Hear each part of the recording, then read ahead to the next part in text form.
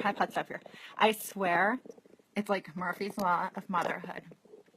I I was about to go live at 9 and I'm looking at the monitor and then I hear the click of the door and I'm like, ah, she just woke up. And then I look at the monitor, bed's empty. Yep.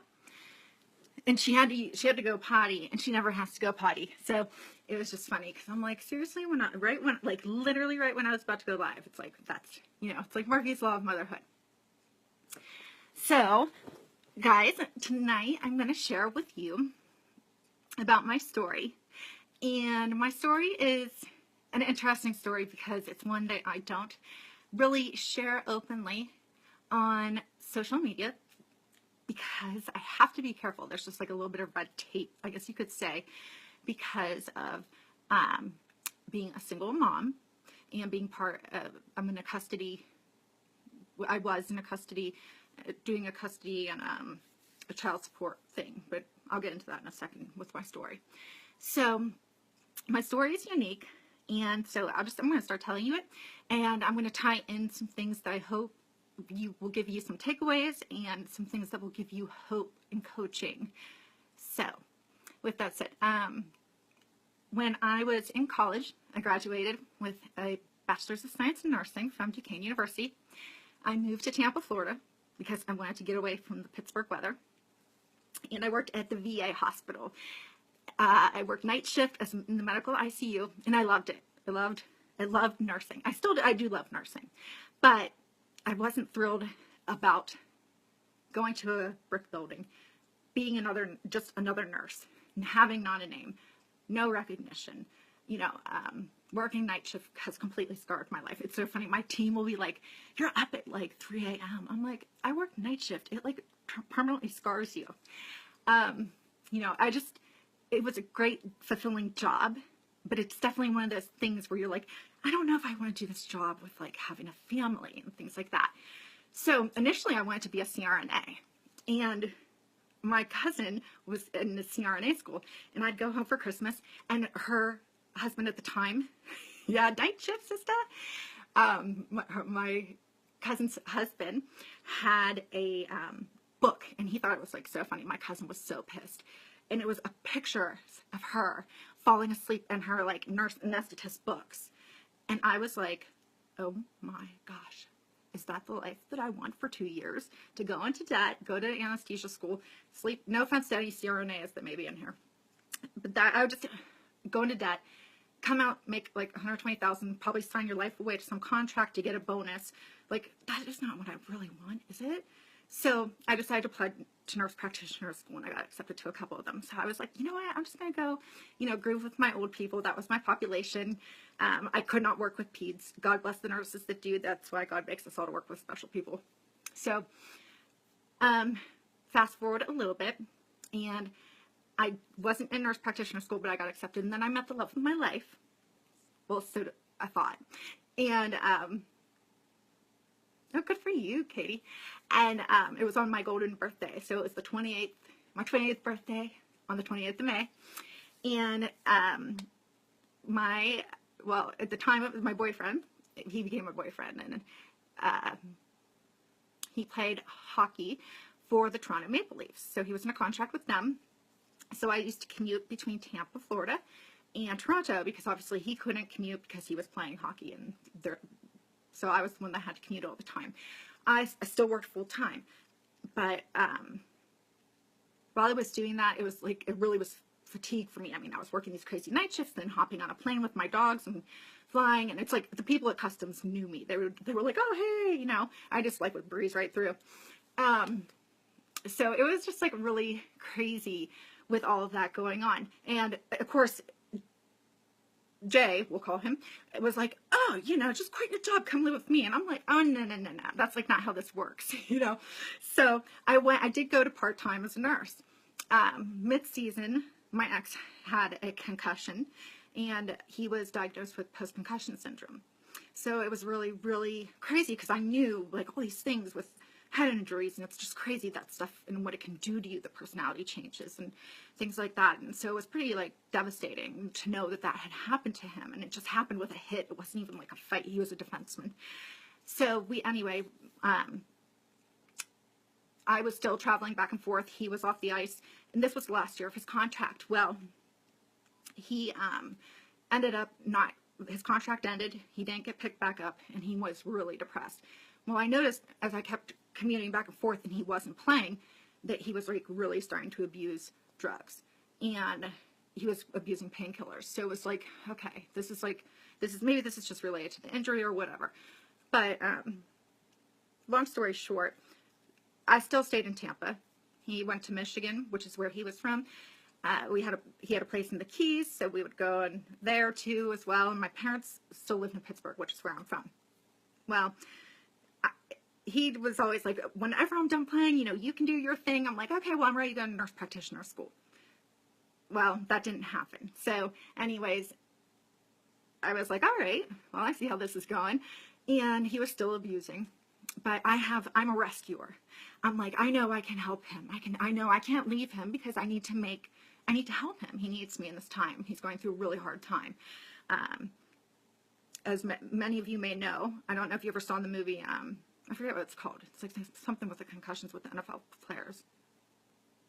I don't know. If somebody knows the name of it. Maybe they can throw it out there. But I just know, like, they don't make transition programs for athletes. And I was like, this is just so terrible for him. And I just felt so bad for him. I loved him. And I do. I love him. He's a great person. But it's just in a very bad place. So anyways, we did end up getting, yeah. Is that what it's called? Concussion, the movie? Okay. I wasn't sure. But it's just, like, so bad when you see people in that position. Especially, and if any of you have dealt with addiction, it's just, like, such an evil disease. It's hard, and it can ruin lives, and it ruins families, and it destroys things. It just totally destroys things. So, I think he kind of knew I was getting fed up with the things that were going on, and so he proposed to me.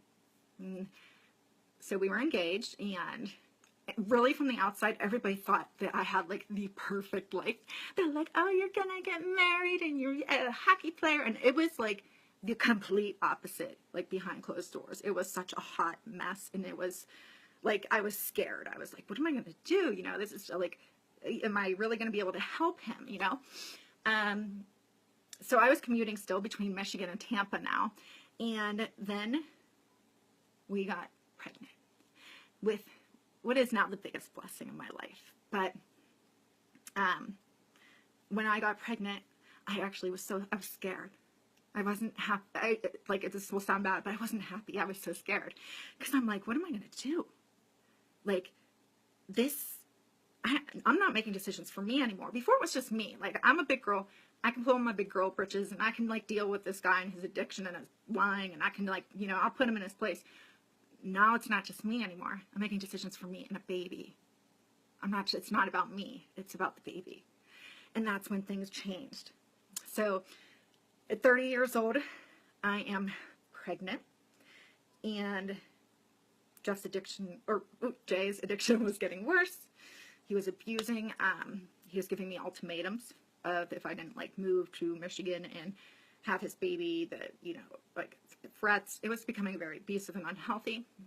So 30 years old, I was this independent woman with a place in Tampa, just had a job, built a life, had my best friends down there, had found my church. I had my life there. And it was at a point where I went home for my baby shower. I was 7 months pregnant, and I never went back to Tampa, never went back to Michigan or anything. I was 30 years old. I was pregnant and unemployed. I was heartbroken. I was scared, and I was questioning, was I making the right decision? Because, you're making a decision.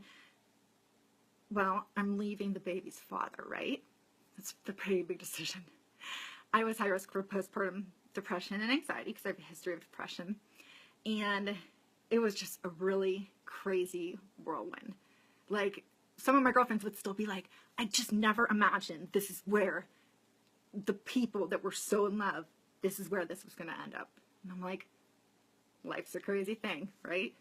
So anyways, I did have a beautiful, healthy baby and baby girl, and she is just the most amazing thing. But I am a very single mom. And it's funny because I'd be like, I hear sometimes people talk about how they're like, I live like a single mom because my husband's in the military or whatever. And I'm not dissing it by any means, because I know it's very hard and difficult, but that's not living like a single mom. Being a single mom is like a whole different ball game. You're not only like by yourself, but you are like, it's the whole 9 yards, you know?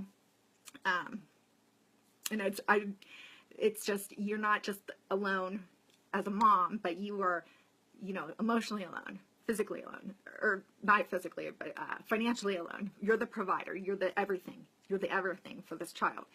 And, you know, and her dad wasn't around, so I had no breaks. There's no weekends with dad. And people, even living with my parents, I didn't get a lot of help because my mom has chronic back issues, and she has neuropathy issues. And at the time, my dad was a full-time physician, so he was never around. So people, even though they were like, oh yeah, you get all sorts of help. No, I didn't. And I was scared. I was like, I don't even know if I can do this. Like, I kept saying to my mom, now I know why it takes 2 people to make a baby. There's clearly a reason for that. Like, God had a plan for that, and that's why, because it takes 2 people to raise a baby. But 3 months postpartum, I realized that I needed to get my shit together, because I realized that Jay wasn't around and he wasn't going to be there. So, I had seen my coach, Lindsay Matway, and I was watching church online the night, but I didn't sleep at all because Daniela was up all night. It was just terrible. I was exhausted, and I was watching church online in my church in Tampa, and then I saw Lindsay's testimony, and I looked at it, and I thought, why not me? I said, why not me? If she did it, I can do this. And I'm not going to lie, I was scared. I was scared. I was fearful. I didn't contact her right away. I waited about a couple weeks. And I took a huge risk because I went all in when I started. I didn't go back to nursing ever. And I was judged for that. And I feared what people would think. A lot of people thought I was crazy. Like family members, friends, they like thought I was bananas. And I'm not, you know, and I was like, they probably think I'm like postpartum bananas, right? Because all the hormones going crazy. But it was so funny because, well, not funny, but, and even my ex was like, he was like, what the F is wrong with you? Like, are you just trying to like not get a real job so you can like get money from me? And I was like, oh, you did not just go there. Like, really? You did not just go there. I don't even say anything bad about you, because I don't, because it's the father of my child and I respect him and he's just in a bad place in his life. But I was just like people just thought I was crazy. And I was like, you know what? If you, oh, Nicole, I love you. If you don't have you know what? If you don't have haters and people doubting you, then it's not normal. Because I'll tell you, those people are the naysayers, the people that talk you down, like Grant Cardone, he talks about this all the time. It's because they are living an average life, and they are talking themselves into thinking that what they're doing is like normal and right. It's because they're too scared to go and do what is so out of the box and so not what is so typical and what we're expected to do. Like, they are just trying to justify the life they're living, which is not what we do. We're doing something unique. It's different. It's not by the book, right? So, and it's just so funny because you have to take that negative energy that people put on you and you have to use it as fire. Use it as fuel to another why, as to why that you're not, like, basically you can say, Darren Hardy even says it. He's like, use it as more fuel to your why, to say, hey, I'm going to show you guys. I'm going to show you that this isn't a pyramid scheme. This isn't something stupid. I was like, oh, I'm going to show you my ex. Like, I don't give a shit about your money because I didn't even file for child support. So, like, bleh, you know, but so anyways, I gave enough of that rant. anyways, in January 2014, I started actively coaching. I had gotten back in shape. I was feeling amazing. Emerald coach that end of that month. Once I called Lindsay, I was like, I need a discount from my mom. I didn't like know what I was doing, but became an Emerald. May, Lindsay gave me, she approached me and a bunch of other people. She was pushing for Superstar Diamond in a 3rd business center. And I was just like lollygagging. I don't even know what I was doing. I was just like, I'm going to be a diamond. I kept saying it like, I'm going to be a diamond. And I had like goal dates, but I was just like, effing around. I don't know what I was doing. And Lindsay had a group of us, and she's like, okay, I want to go, like, this is our group goal. We're going for Superstar Diamond. And I seriously, guys, I think I had 4 coaches. And we had about, like, I don't remember what it was, but maybe 10 days to get to Diamond, okay? And I promise you, this isn't just, like, a story you're going to get takeaways from this. 10, or, like, so I had, like, seriously, like, 4 coaches. I don't even think I had an emerald. I'm not sure. I maybe had a half an emerald. So anyways, we had like 10 days, and she's like, this is the push. And my advice to you about that is when your coach comes to you and they give you a push date, or they say, I know you can do this, do it, go for it. Because as your upline coaches, we don't want to set you up for failure. It's an order, you know, I know you can sometimes wonder, like, well, are they just trying to reach their goal? No, you know what? We care too much about you guys, our coaches, to ever set you up for failure. Because if we set you up for failure, guess what happens? You guys stop believing in yourselves. So we would never do that. And when Lindsay said to me, you can get to Diamond, and I'm like looking at my downline, I'm like, well, that is kind of far-fetched. But I was like, you know what? If Lindsay asked, like, put me in that group, she thinks I can do it. And who did it? I did it. But so then June came around, and it was time to go to Summit. I had an 11-month-old, single mother. I forgot to tell you guys, so I didn't go back to nursing. I was living off my savings my first year as a coach. So, and I wasn't getting child support. I was living off my savings. That was a huge risk, right? That was a huge risk. And I was like, okay, I have to pay for childcare. And then I'm like, am I a bad mom? Because I want to, like, you know, moms never want to leave their babies. And I'm like, all these moms are like, I would never want to leave my kid within the first, like, it's like, oh, my 3-year-old, I'm leaving him for the first time. And I'm like, oh my gosh, me as a single mom, I was like, I need to go to Summit. And my mom's like, are you sure? And I'm like, single mom, I needed a break. I was like, oh my gosh, I can't wait. I was like, I'm putting that bad boy on a credit card. I did. And you know what? I'll tell you, it was one of the best business decisions I ever made. That Summit set me on fire. I came back, it catapulted my business. I knew no one, and one of Nicole Watkins, if she's on this call, she was my friend in the computer. I had no clue who she was, and I was like, hey, let's split a room, and we got in there, and that was it. I knew no one going to Summit. That's like people say, well, I didn't know anybody. No, just do it. And then I came back, I put myself around other women that I knew, that I met there. They're like-minded, that I knew wanted to crush in the business, and we're going to do that. Some of them are in this group as leaders, and we got number 4 in the team cup when we returned. And so I was like, goals, right?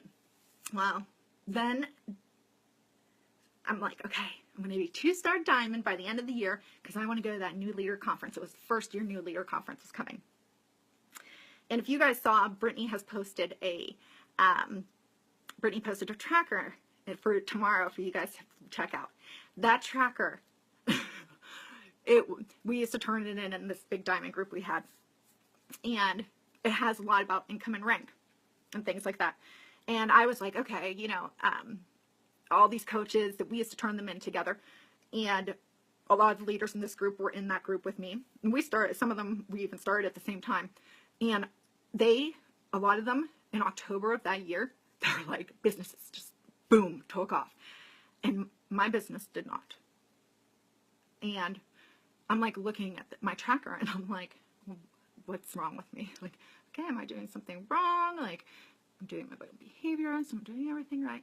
Why isn't my business taking off? And I didn't hit my goals.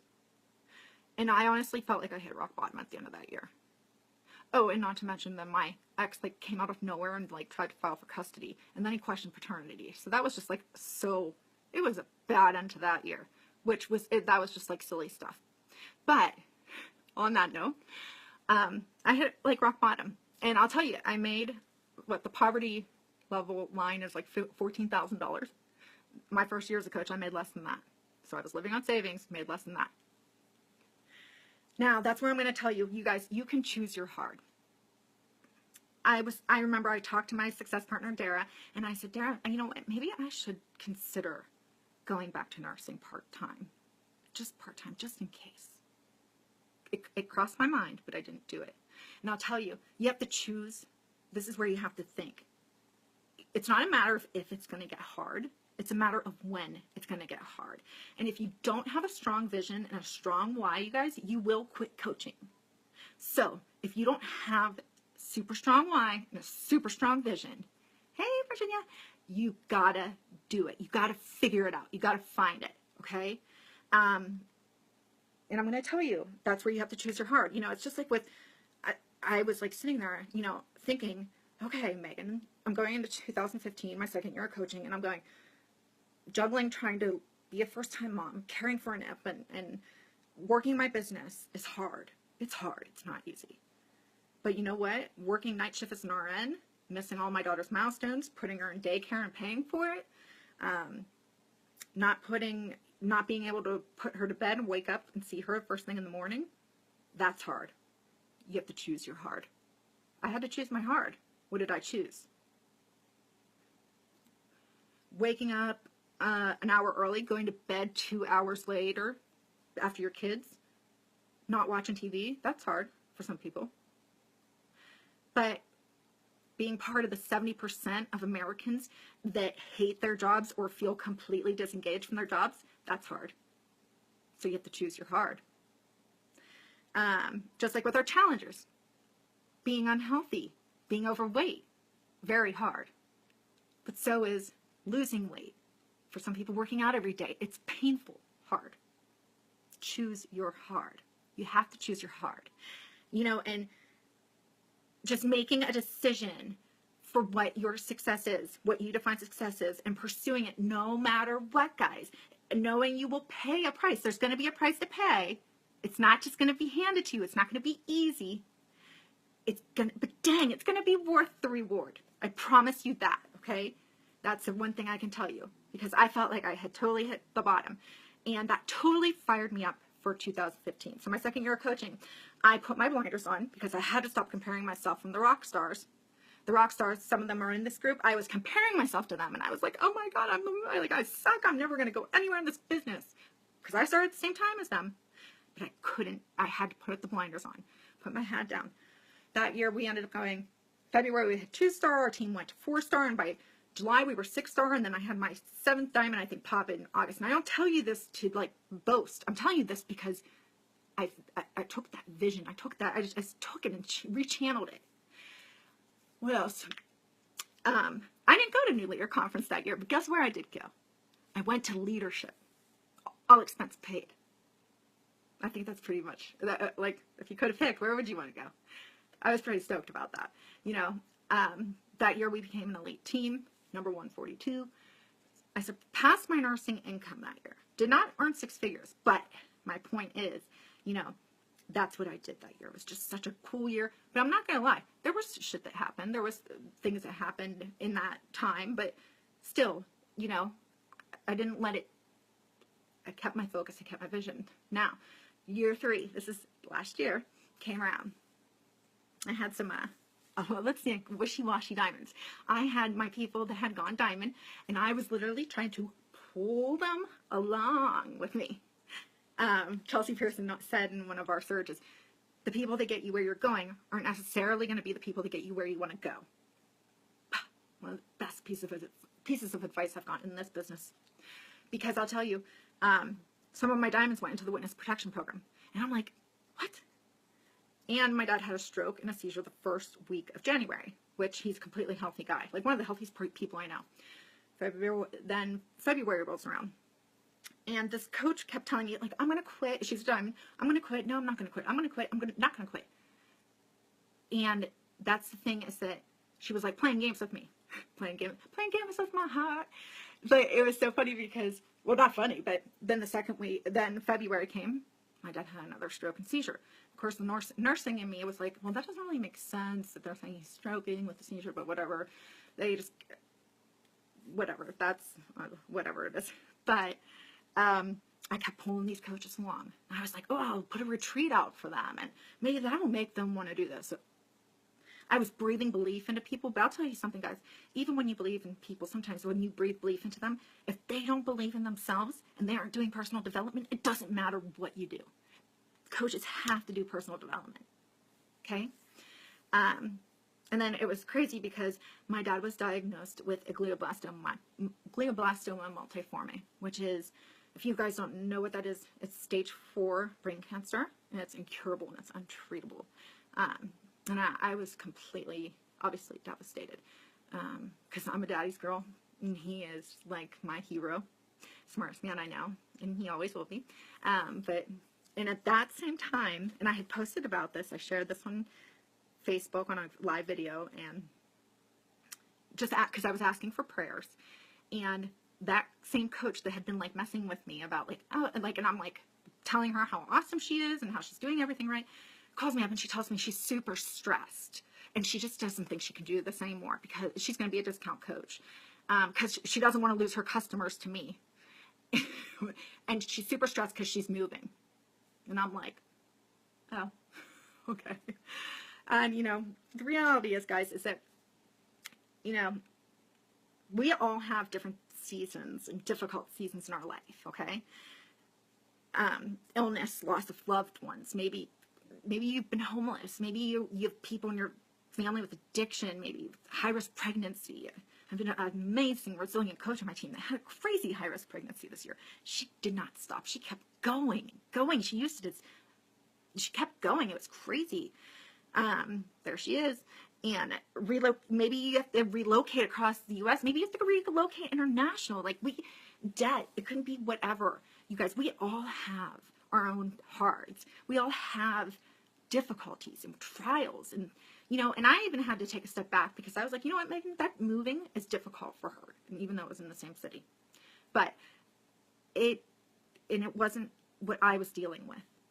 But, you know, the bottom line is how we handle the experiences we're going through is what's going to make us, it makes us who we are. It makes us better. It makes us bigger, stronger, and that's what makes us even better coaches. That's what's going to take us to that next level. We're going to be able to level up, okay? And at that time, I was just so devastated. My dad was diagnosed. My business, I don't know if I just really lost focus. I was depressed. I felt like I was drowning. I felt, you know, my sister-in-law came to live with us for 2 months with her 2 kids. And, that was special.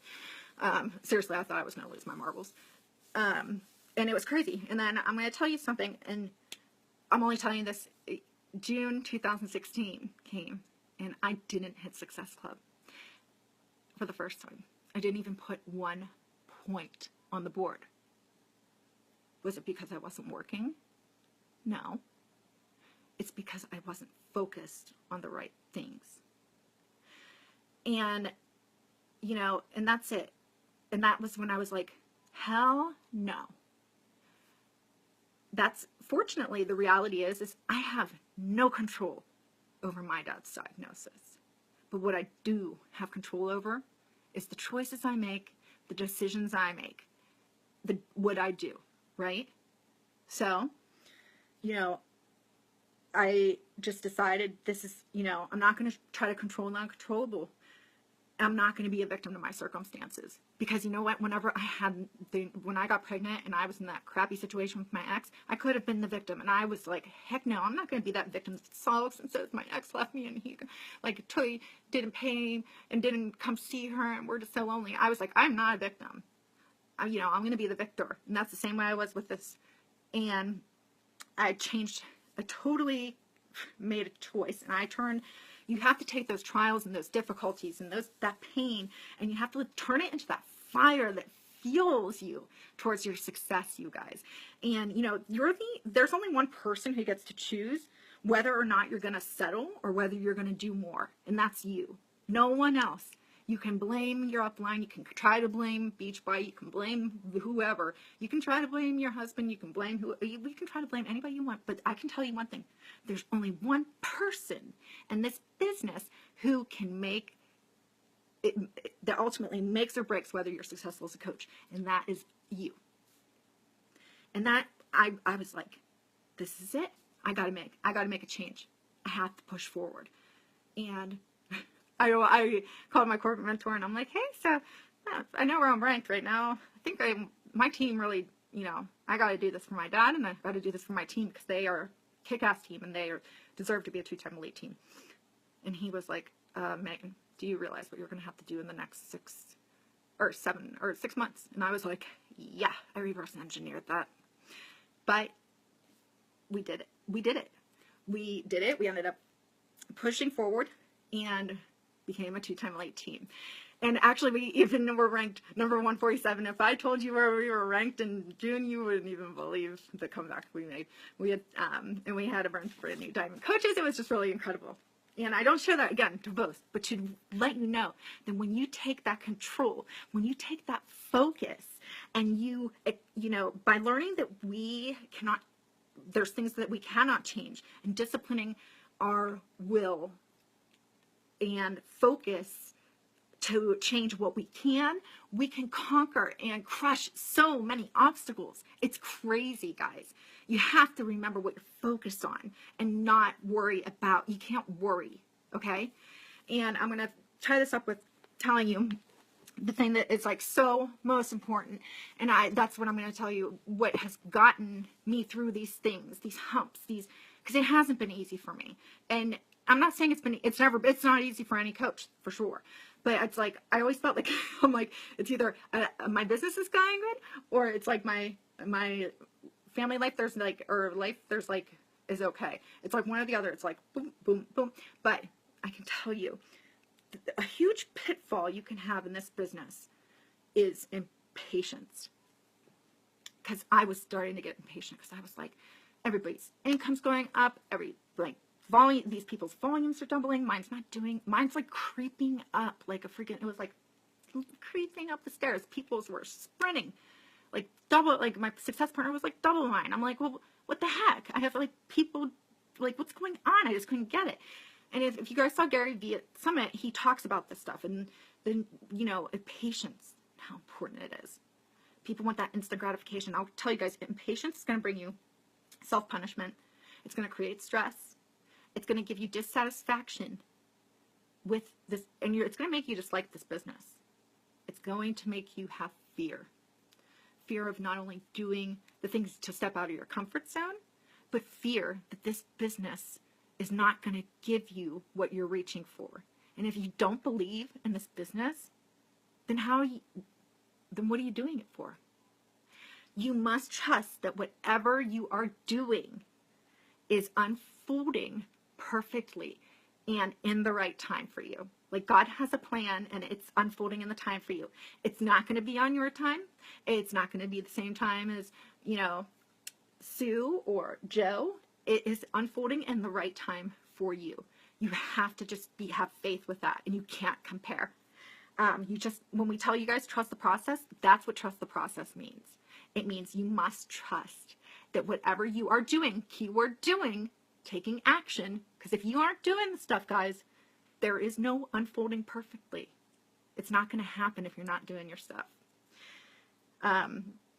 And I know there's other people that will come, well, I'm not meeting my goals. I'm not ranking fancy. I'm not my income. I'm just not where I should be. Or like whatever you may define success as. We all have our own definition for success. And if you don't know what your definition for success is, you should figure it out. And, if that's the case, like you're like, okay, I'm not making my goals, it makes you want to quit. What I suggest is make the decision to work hard at crucial tasks every single day. Like, forget like your quarterly income goal and stuff like that. Like, yes, I know SMART goals. I'm all about goal setting, but I'm going to tell you, just make the decision to work hard and do your crucial tasks every day, because that will ultimately be more powerful than setting any goal. A good example of this would be like Mark Zuckerberg. Do you guys think that he set out to have the world's biggest social media company? That was not his goal. He would have given up in frustration if that was his goal, right? Instead, he followed a system that was where he just continuously was educating himself about technology and coding. He showed up every day. He worked hard. He didn't take time off or step back from his business. And he took risks and stepped out of the comfort zone by taking his ideas and trying them, and didn't give a shit what anybody else thought. And those things, those everyday things, are what made Facebook what it is today, right? So, last but not least, I'm going to tell you one of my things with Grant Cardone. It's a good quote that I love from him, and it's that the difference between success and failure is staying in the game when others throw in the towel. Because I'll tell you one thing, guys, quitting is the only surefire way that you'll fail in this business. So that is what I have for you guys tonight. I hope that you guys got some takeaways and things like that. Feel free, if you have any questions about anything, to post below. And tomorrow, Brittany will be bringing it to you, so be sure to tune in for that. But I hope you guys have a great Sunday and are ready to kick ass this week.